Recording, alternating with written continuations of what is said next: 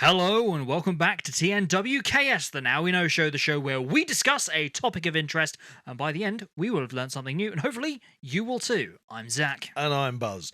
And this week, we're talking about survival. Survival? And specifically, the survival rule of three. The rule of three. Wow, that's exciting. Let's get into it.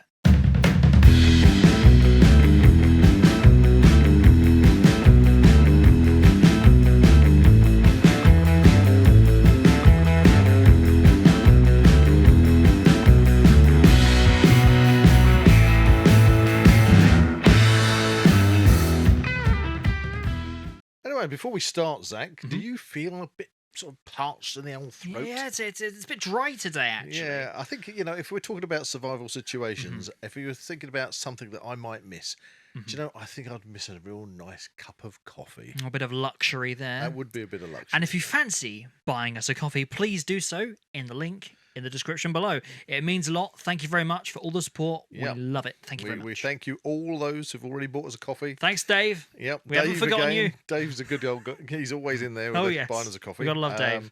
So thank you very much, and let's crack on with the show. Okay, so we're talking about survival and the 3 rules of survival. That is true. 3 rules of survival. But anyway, before we start the 3 rules of survival, we'll start the show with our usual little Segment. And that is Weird and Wonderful. Right, I'm going to punch it. I've got it this week. You've got it. It's my weird and wonderful. You're prepared. I am. So let me just get my specto specs on, as I call them. Your IQ points have suddenly dramatically increased. Exactly. Anyway, so this week it's my weird and wonderful. Okay. You're going to like this one. Okay. Hit me with it. Dolphins deliberately get high on pufferfish. I'm just trying to imagine how that transaction works. Well, this is quite... Do they catch them? Well, let me explain. I thought this was quite amusing, actually.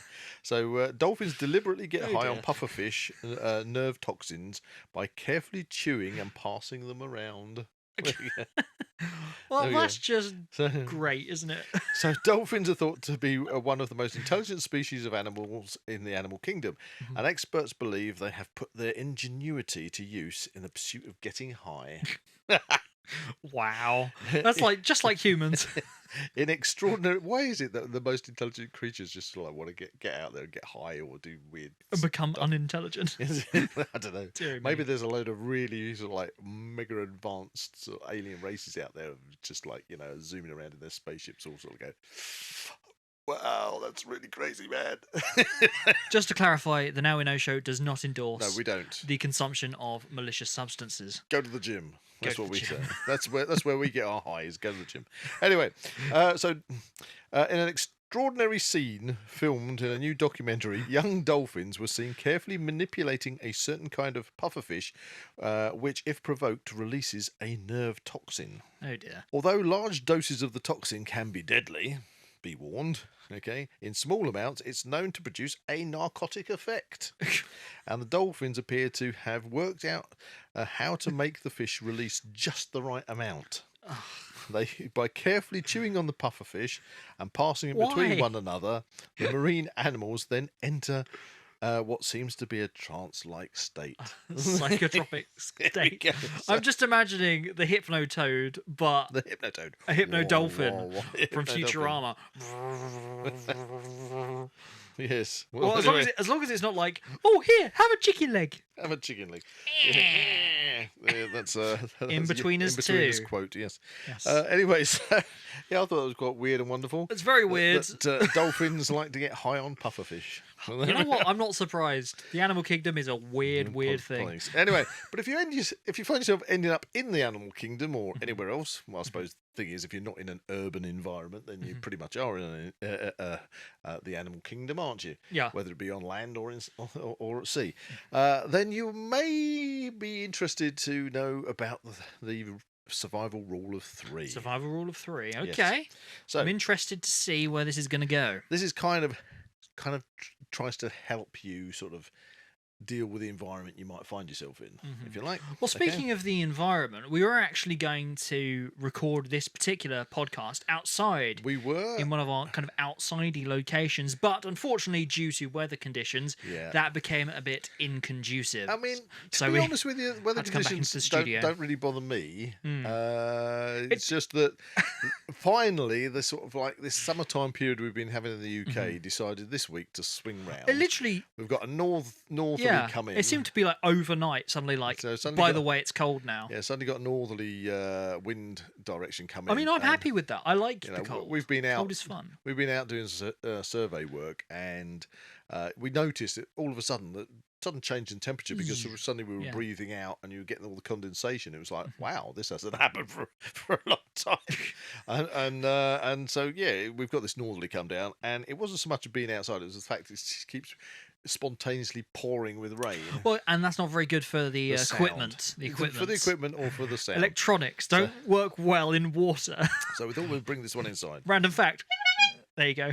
Does that really require a horn? Well, the electronics don't work well in water. I wanted to hoot the horn, remind the listeners, remind the viewers. Okay. Anyway, so on to don't spoil my fun. Survival rule of 3.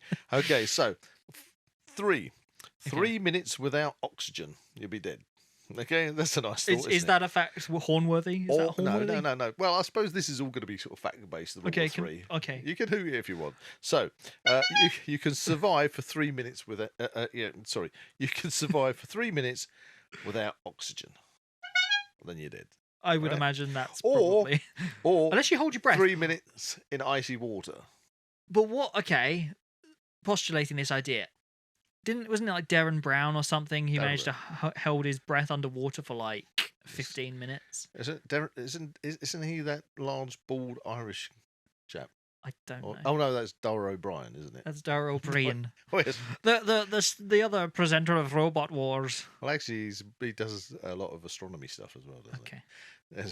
So you're talking about the magician, aren't you? Yes. Oh, is he a magician? Yeah. Anyway, it was a stunt. It was a stunt. It was a stunt. Anyway, let's get back to this. All right, serious stuff. So you can survive for 3 minutes without oxygen, or in icy water.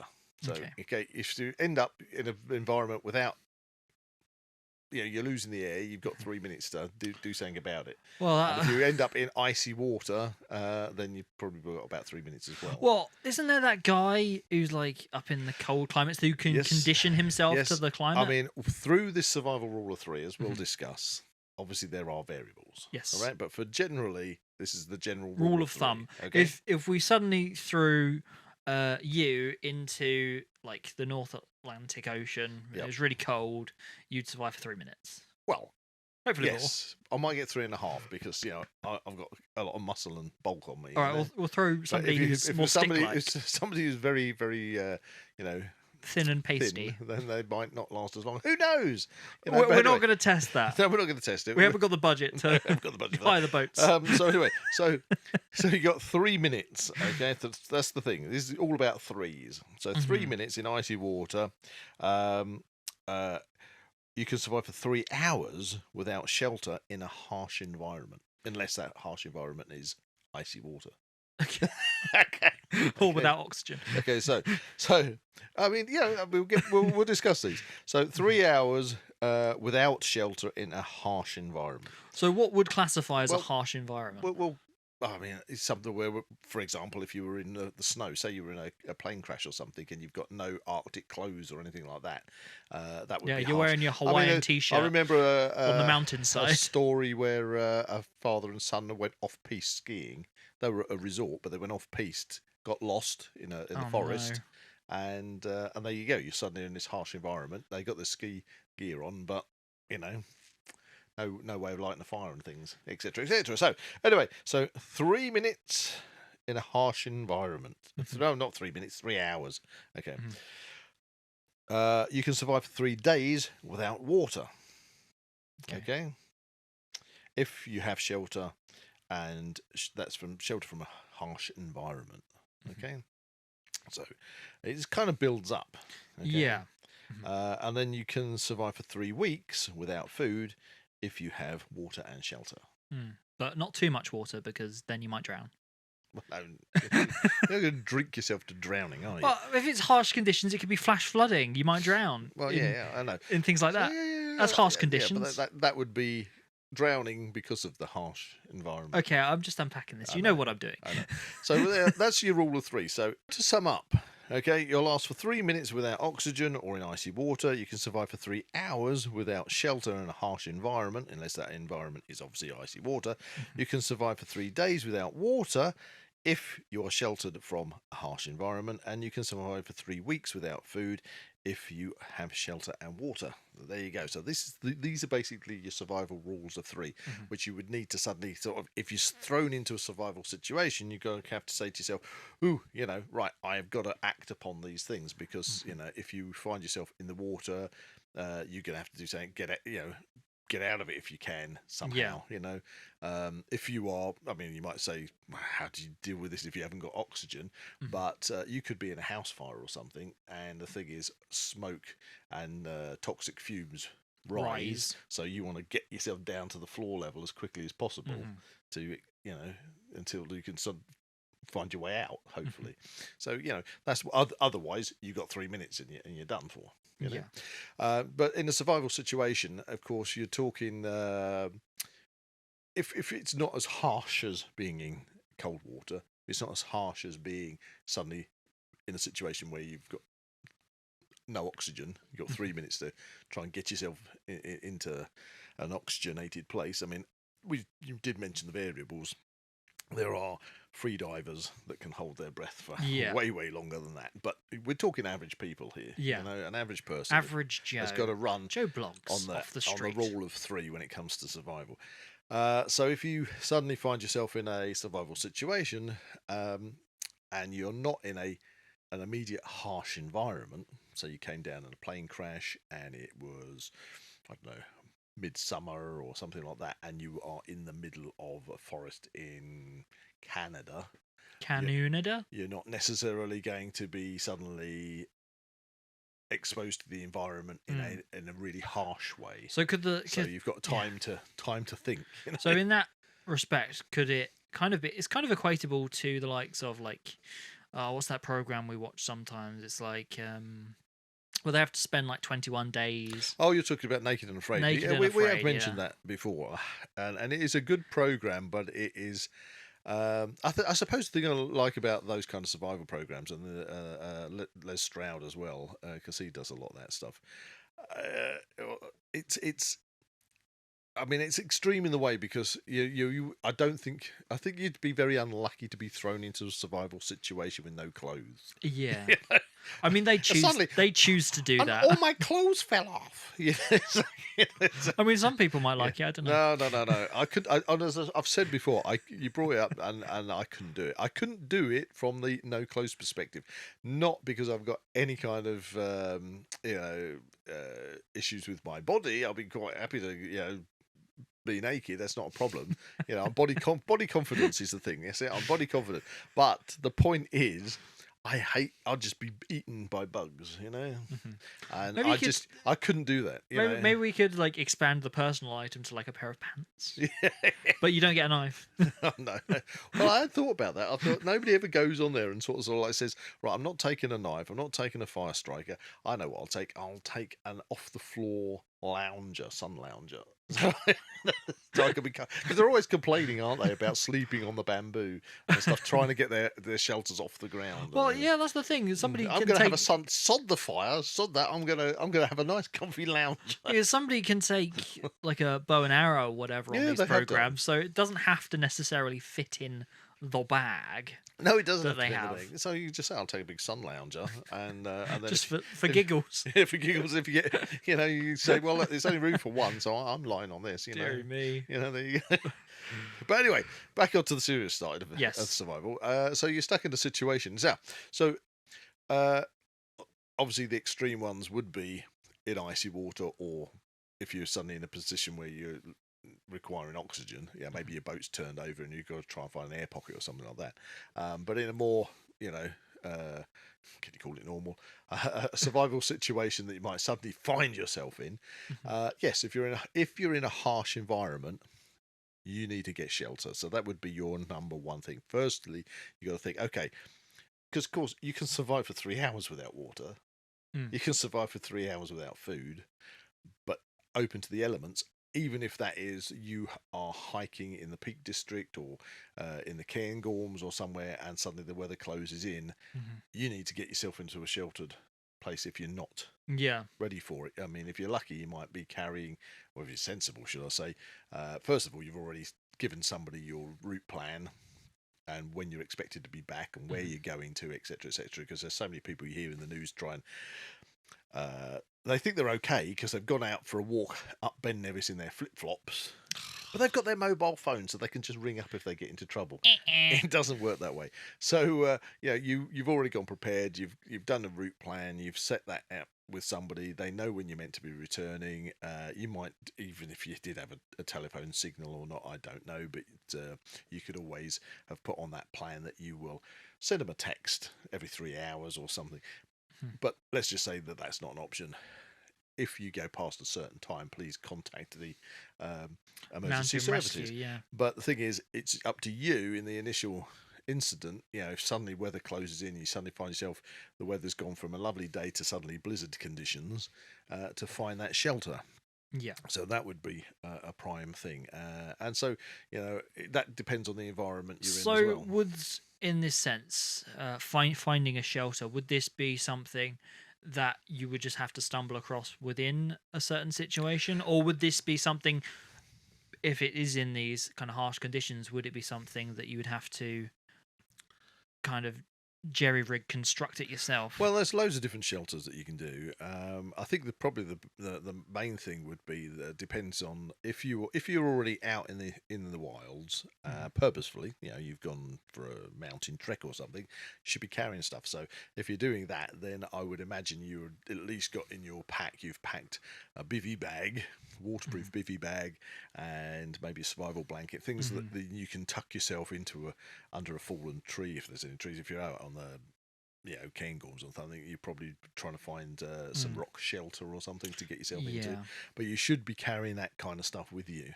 If you're in a situation like we've said, if you came down in a plane or something, or you just simply wandered off into the forest, which happens to a lot of people. They wander off and then they get themselves lost. Then yes, you'd need to see if you can find some kind of shelter, which is a naturally formed shelter, which might be under a rock. I mean, obviously, rocks can in themselves be unsafe, so you need to be able to make sure that you've checked this environment. I believe that I mentioned earlier about the father and son who went off-piste skiing, and they did find a small cave that they managed to get themselves in, and they did survive. I think they got subject to frostbite quite bad, but they did actually get through it. But it was a very traumatic time for them. But you need to find some shelter. So first thing, if you're in a harsh environment, shelter. If you've got the luxury, it's not a harsh environment, then you've got time to probably skip to the next thing, which is water. Water. Yeah. Now, because you can't just go and drink any old water, can you? No. I mean, going briefly finish off with the shelters. Yes, you can obviously build shelters yourself, and that could be as simple as if you've got a overhanging, say a fallen tree or something, and then you get other dead wood, windfall, and you put it up against that and make like a lean-to shelter, and put fronds of boughs from trees on it. If there's a lot of debris around. It's a debris shelter, isn't it? Well, that's why we call it a debris shelter. Yeah. And build up a debris shelter roof. You're always going to be bound by the resources you have available. Yeah, in the environment, exactly. I mean, if you were in unless it's something you've taken with you. If you're in a deserty kind of but rocky place, then you might be able to get rocks and build like a wall up to protect you from the wind. But in a deserty area, it's probably more the fact of staying out the sun in the daytime, and then the temperatures drop severely in the night. So you'd be looking for water, because if you're going along, if you haven't got that harsh environment that you've got to survive in, if you've got the luxury of being able to breathe and stop and think, then you're going to say, okay, what's the next? I've got plenty of oxygen. I'm not going to run out of oxygen. Okay, I'm not in icy water. I'm not in a harsh environment, but I am lost, for example. But that's the thing. You're going to say, okay, what's the next thing that's going to hit me? Which would be, if you think of your food? water three. No. We've already mentioned it. Oh no, I've gone blank. What's going to not kill you first after not being in icy water? Not Oxygen. No oxygen. Yeah, we've had the oxygen. Okay. Stop testing me. Okay. You've got plenty of oxygen because you're outside. Yes. Okay. And it's a funny thing. Outside is full of oxygen. Yes. Okay. The weather's okay and you're not in icy water. So your environment is not hazardously extreme. Okay. You're not in a harsh environment. Yeah. Okay. So what would be the next thing? Water. Water. And why water? Because you need to drink water. Because it's good for you. Be dead in roughly about 3 days. Oh, can you write these down so I can remember, please? That's why we're doing the podcast. Okay, I'll listen. I'll listen to it back. This is why it's called Zak. It's called the Now We Know Show for a reason. Oh yeah. Now I know. Eventually, hopefully, it will get like ingrained into my skull. So you might be in an environment where you get lost, and when people do get lost when they're on holiday and things, they go off for a walk and then they lose their way and they don't know what's going on. So yeah, you got to think about water. And that's again going to obviously be a thing that is dependent on the environment you're in, obviously, but let's just say that you have located water now. So if you're in the jungle, there are certain jungle vines you can cut and drink water from. The rule on that one is that if you cut the vine and you get water coming out, if it is cloudy, milky looking, or yellowy, even red, if it has a tinge of colour to it, don't touch it. If you get some in your hand and you taste it, I mean, actually, they can be so toxic that you can actually feel them burning your hand. Oh. Or if you just lick it, if it burns, tingles your tongue, doesn't feel right, don't drink it. Okay. But if you follow those rules, if it's clear, there's no tingling sensation. If it doesn't kill you, it's all right. Yeah, basically. then just try a little, and if it just tastes okay, then you should be fine. It's like trying different foods to eat and things. You should try a tiny little bit under your tongue, see if you get a negative reaction, things like that. Build it up just to see if it's an edible thing.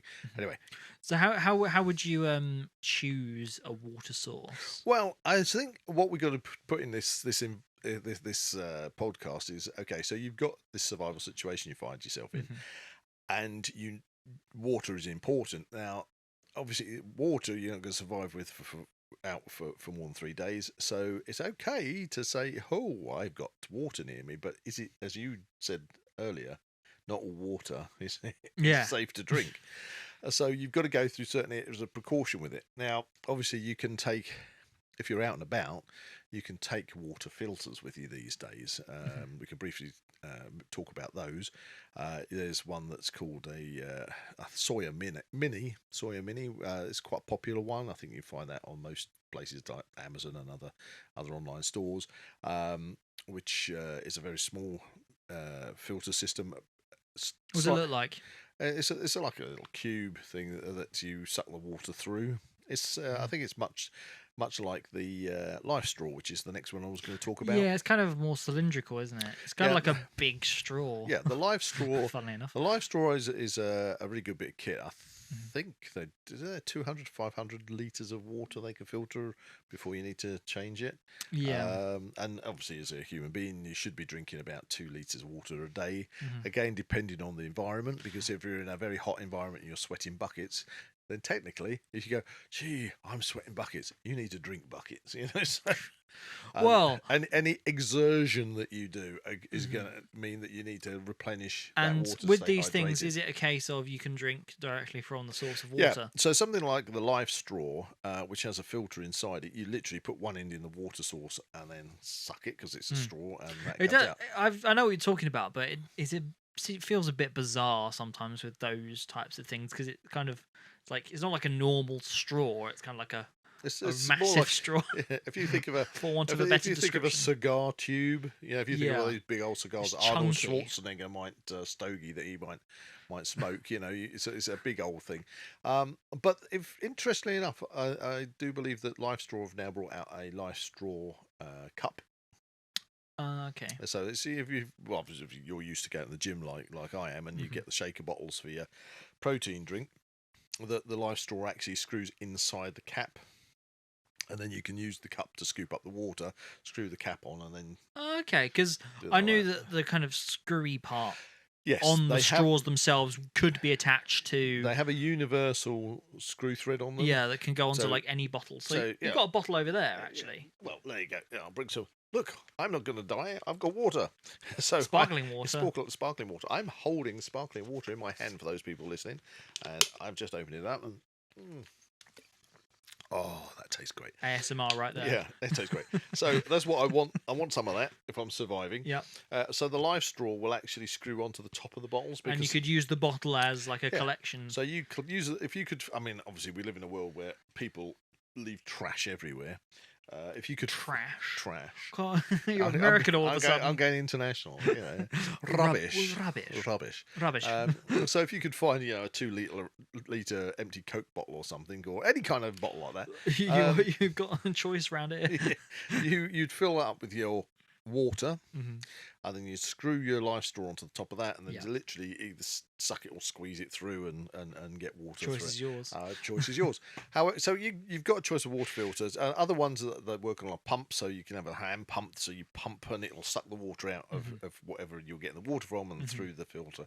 So there are a lot of fantastic filter systems out there that you can carry, but you might not obviously be in a situation where you have got a filter system. Well, that's the thing. This would probably be something you might have in like an I don't know, an EDC or like a bug out bag type of deal. Oh, you that can, we've because talked you're about in hiking. previous podcasts. Again, hiking, even in the British Isles, where we have got so much water, it does not We necessarily. are surrounded by water. Yeah, but it doesn't necessarily mean you want to just stick your cup in the Grand Union Canal and have a good old slurp on it. Do you? Yeah, down Camden Market. Oh yeah, I found a bit parched. Oh, I found a puddle. Be careful, it might not just be water. Exactly. So, and I've heard of people testing these water filters out by literally, using toilet water and filtering. I don't really fancy doing that. Well, that's silly because you'd think that toilet water would be pretty Toilet clean water in anyway. the cistern is going to be clean water. Yeah. but I'm wondering. I'm not going to drink straight out of the bowl if somebody's had a pee in it. or anything else. Thank you very much. No. Oh, it's a bit bitty. I don't know why people choose that as a way of experimenting with these things, but there we are. It's got a lot of sweet corn stuck in the nozzle. So anyway, Now you know. yeah. So, Sure. but you have got choices. If you learn the survival skills, you have got choices of making basic water filters. Yeah. Whether you've got to containers or not. I mean, a favourite one of mine is what's called a gypsy well, where so if you've got a water source, then you just dig a hole and you dig it down near to the water source, right on the edge, so the water can seep into that hole. Okay. So it's being filtered through the sediment itself. Mm-hmm. That will fill up, and then ideally you've got some kind of cup or something that if you have to use your hand, you scoop the water out and it'll refill until it becomes almost as clear as you need it. And, That's quite cool. and if you can do that, then that would be a kind of obviously there's all things sort of filters you can use using sand, sphagnum moss, charcoal, yes, very fine silt, etc., and layers. Yeah, that's the thing. I remember in Scouts we kind of made like a was it an A-frame type of thing going three-way, a tripod type thing. Put some tea towels between the three legs. Yep. But layered, and then put stuff in the top, and then literally pour it through. Okay, and there's other ways of collecting water. I mean, you've got I'm trying to think of the terminology. Condensation. That's it. So if you manage to find some plastic, if you've got plastic sheeting and things, you can collect moisture overnight. You can put plastic sheeting over plants, so that will cause condensation on the inside of the plastic and things like that, because the plants are putting out moisture. There's all sorts of different ways you can do it. But I suppose in this sense, there are a lot of ways you can get water, but the main thing is the need- knowledge to know how to do it. You need. I mean, I wouldn't drink water unless I am so desperate to Well, drink that's that the water thing. without treating it first. And when I say treating it, I mean putting it through some kind of filter system, and and without any. Even if we've talked about doing a gypsy well and anything, I would still boil it. Yeah. Yeah. Yeah, that's what the So- kind of key thing I would definitely do is whatever you do, however you filtered it, then boil it. Then boil it. I mean, the thing is, if in a survival situation, you cannot take the risk of making yourself ill by drinking Yeah, because that's just parasites from the water. that's gonna make your Yeah. life just awful. I mean, you hear of people swimming in the Thames and things, and they swallow the bacteria that I can't think of the name of them. Is it streptococcal? Streptococcus. And then they're violently sick and ill, and that means you're losing more fluid than you're taking in. Yeah, and which isn't very good in a survival And if situation. you get diarrhea as well, it's just coming out both ends. It's not a good deal. And you'll think Now to you yourself, know, you think to yourself, show. in my desperation for Ew. grabbing some water quickly, rather than just waiting and going through the process of Filtration, filtering it, or if not filtering it, because you've got no way of filtering it, but I can boil it because Well, I can make fire. I suppose that's the thing. Yeah. For Joe Blogs, if you are literally at that point of desperation, that it could be very easy to just go water. I'm gonna go drink that. No, I've read accounts of people who have been lost, sort of like in the Australian outback, and then they've come across things like cactus, and they thought, oh, cacti, they're full of water, and they've cracked them open with a stone and been supping on the juice coming out of them, and it is so toxic that it's burnt their lips, burnt their throat, and everything, because they just like think without that's will be fine. Don't do it, guys. Not Don't do it. cactus. No. Don't drink the cactus. Not anything. Just milky fluids. Don't do it. Clear. Yeah, Clear is what we want. Clear is a good idea, but still be careful. Maybe research the environments that you might be finding yourself. Yeah, that's probably a good suggestion. But I would say. so you have obviously water, but that does lead you on to the fact that if you're going to purify water, then one of the best things you can have in your armory is the ability to make fire. So that basically brings me on to fire, because with fire, that is a very, very, very useful skill to have. And it surprised me. It's probably one of my bugbears when it comes to bushcraft and survival. People in the 21st century, the majority of people just do not know how to make fire. I mean, there's such a fundamental piece of being a human being. Well, it's what separates us from the apes, isn't it? Yeah, I mean, it's because humans have learnt to make fire and manipulate fire that we are where we are now. Because obviously, without fire, you wouldn't be able to construct anything. You wouldn't be able to, make anything. Yeah. And so, but fire has always been there to protect us, to keep us warm, to help us cook, to purify water. Fire is essential, and the ability to make fire is it's knowledge that's being lost. Yeah, and I just think it's out of convenience. I just think it's a skill that everybody should have. No. Now, I say a bugbear, and it should be commended. In fact, I think the ability to know how to do it. Well, I've had conversations with people before who have said, well, you bushcrafters and things, you're always out there, with your flint and steels or your ferro rods, and you're doing your, hand drills or your bow drills or your plough to get the fire going. What a waste of time. I'll just use a box of matches or a lighter. And don't get me wrong, even if I'm just turning up a camp and I want to get a fire going, and I think, hey, okay, I'll just get matches out, because I've always got a big range of things to make fire. Yeah. And that's fine until you're in a situation where you don't have those things. Exactly. Then you wish you knew. And part of the beauty of doing something like bushcraft and learning how to make fire is one's ability, that the pleasure it gives you to be able to do that. I mean, to start a fire. Yeah, it's very interesting, very because basic things. Again, in that, talking about that, I've started fires for like cooking a barbecue or whatever, and I was even commended that, wow, you've it's probably the neatest fire I've ever seen. Fire prep. Yes. And I don't know, some way in the way it was kind of talked about was the fact that it kind of seemed like some kind of like parlor trick, like some kind of like, Ooh, it's magic. wow, Zak make fui. Zak make fui. But anyway, it's like it seemed just easily passed off. But this is like an essential skill here It is. that has taken a lot of time to kind of practice and get right. You know, for me, it's like if I'm out in the wild, Yeah. if just out in the forest and I fancy coffee, Mhm. and if I can just make that spark, get the fire going, and then the end product is I've got this lovely fire that I'm sitting next to and enjoying, and then I've made my coffee. What a wonderful experience that is. It's just like, you know, a whole sort of you know, heartwarming, you know, it's food for the soul kind of thing to be able to do that. Yeah, And I think people are missing out when they don't learn those skills. exactly. So if you've got fire in this survival rule of 3, then you at least you've got you can, with the fire, obviously that's going to help you again in a harsh environment to keep you warm.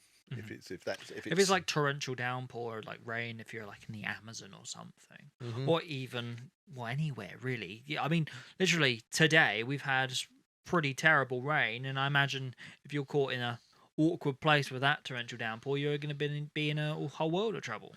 Yeah, that's one of those things when it comes to the first thing in an environment, getting that shelter together, because you might need that shelter in order to protect yourself in the environment. If you're not in an environment which you don't need too much protection from, then you can turn your mind to other priorities like I need to find water.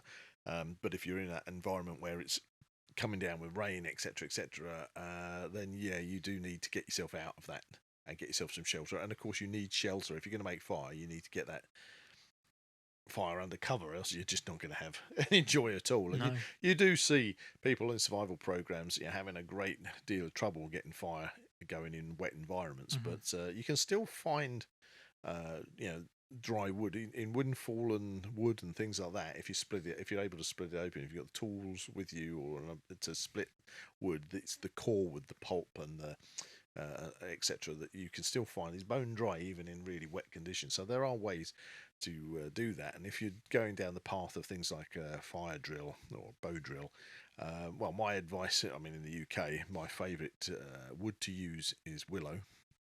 So if you use willow as your hearthboard, willow as your spindle, then you should always make sure the hearthboard and the spindle are of the same wood. But I always find willow works really well.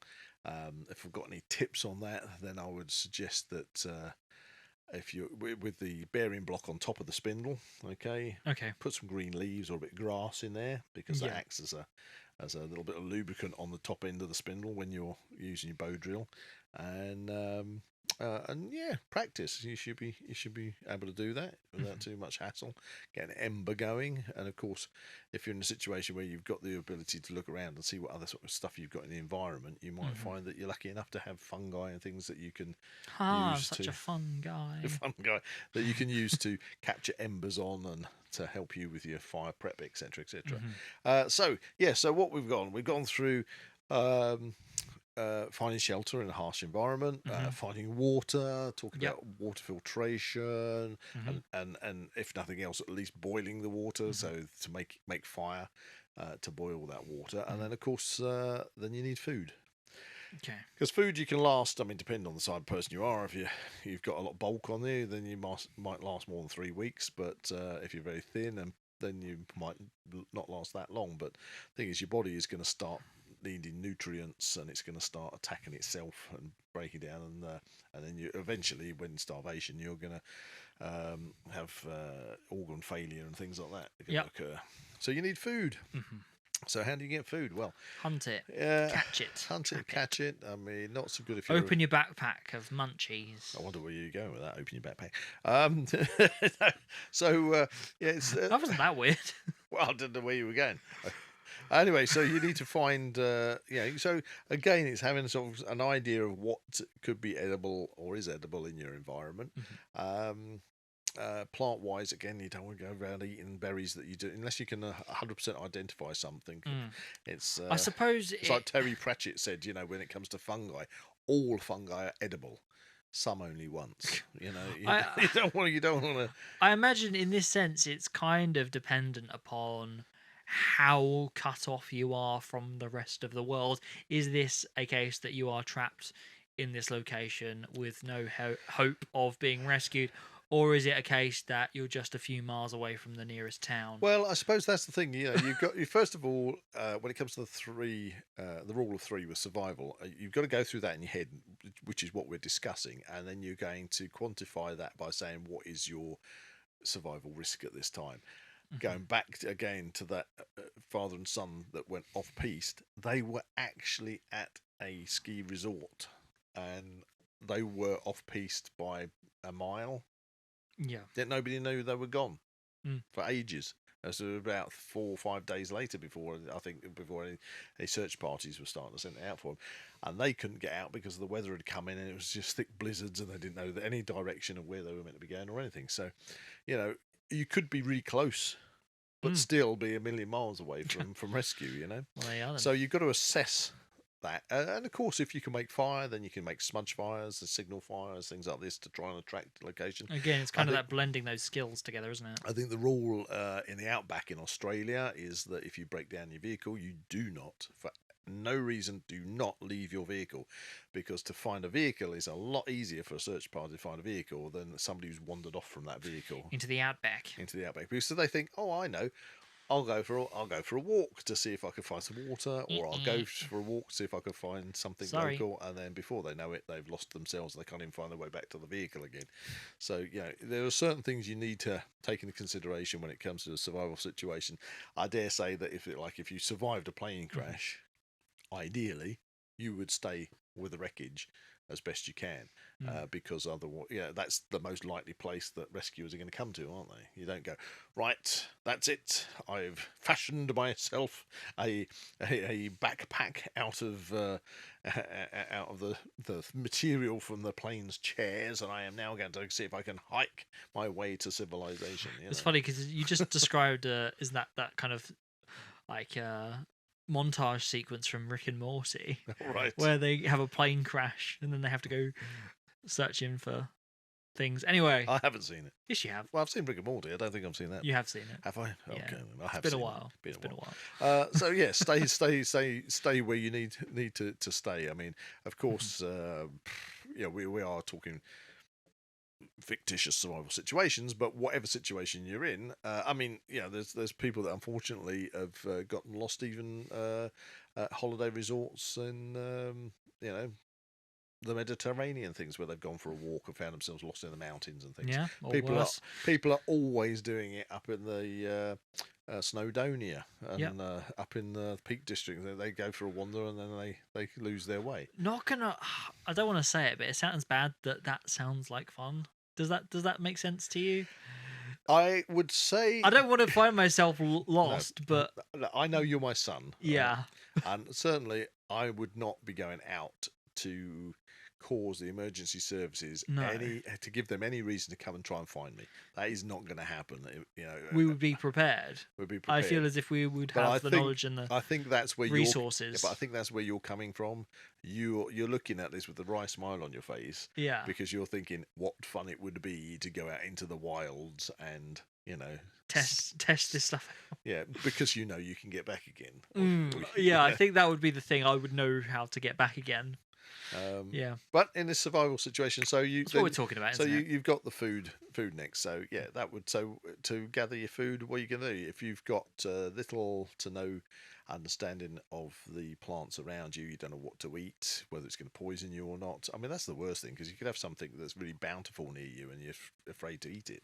But not be fair. I've actually been out for walks, and especially this time of the year where foraging food is one of the joys of the autumn period. When you get to September, and I was in the forest the other day, and finding wild plum trees where people had just chucked plum seeds probably years ago, back in the Victorian age, and then finding, plums and apple trees and all sorts of things to eat, and quite merrily chomping away. And I remember on one occasion, a few years back, I was doing that and it was just blackberries. I was eating blackberries, and a lady came past who was walking a dog, and said, "Ugh, what are you doing?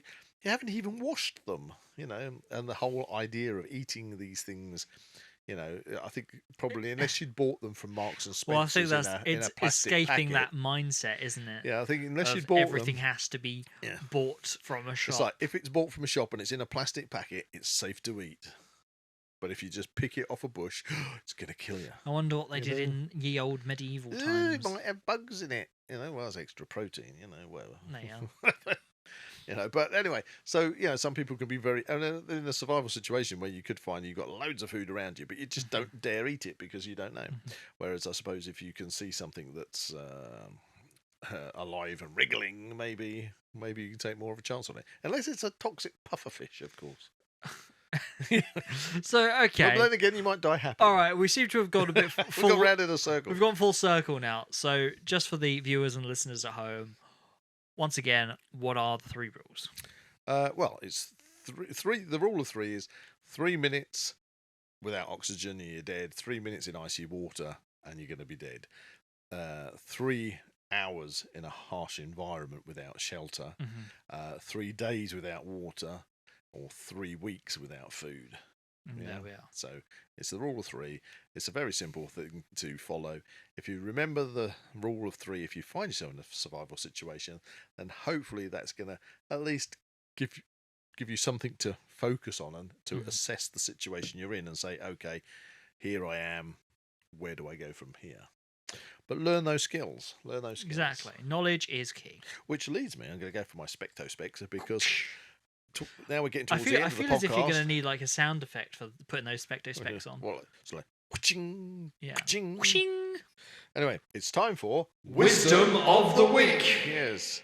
And as always, I'm trying to make the Wisdom of the Week fit in with our particular podcast subject. As you do. So anyway, try this one on for size. Okay, bestow your wisdom. Okay, I shall bestow my wisdom on you, Zach, and to the listeners and viewers. Wisdom of the Week. Every skill you learn is an investment in yourself. You never know when in life those skills may be called upon to be used. There you go. Yeah. So, if you don't learn things. It's useful. Yes, if you don't listen to the Now We Know Show podcast, you'll learn stuff. If you don't learn things, then you might find yourself a bit snookered. Yeah. But learn skills. Go out and learn these things. Learn about how to live in your environment if you ever needed to. We've become very meta with this podcast. Have we? Yes, like what we're learning from the Now We Know Show podcast is to learn things. I like the way you're just waggling the hooter around. Yeah, it's fun. This is your waggle stick now. I don't want to call that my waggle stick. Your waggle stick. Put your waggle stick away. Anyway, after all that, I'm pretty sure you're going to be quite parched. All the talking, yes. Yes. I've sourced. I've found shelter. I've made myself safe from the environment. I've sourced water. I've filtered it. I've boiled it. It's ready to drink. And oh no! The shocking twist. The sudden realization, there is no coffee. No coffee. Oh no! What are we gonna do? We're going to rely on our survivalist buddies out there. Wonderful audience. If you want to buy us a coffee and support the channel, it will be absolutely fantastic. Find all the links you need in the description below. Please do. We want to thank you. So if you buy us a coffee, guaranteed we'll thank you for it. All right. Very much. Yes. Every time. Anyway, so do you think you've learned something this week, Zach? Yes, I've learned that learning is very good for knowing things. No, you should try to learn new skills. Yeah. I remember the survival rule of 3. There we are. If you enjoyed this podcast, please like and subscribe to this channel and comment below any suggestions of topics or activities you'd like to listen to in future episodes. Yay! That's a fantastically marvellous survival goodbye from Zach. And that's a always remember your survival rule of 3. Goodbye from Buzz. Go and learn how to make fire. It's great fun.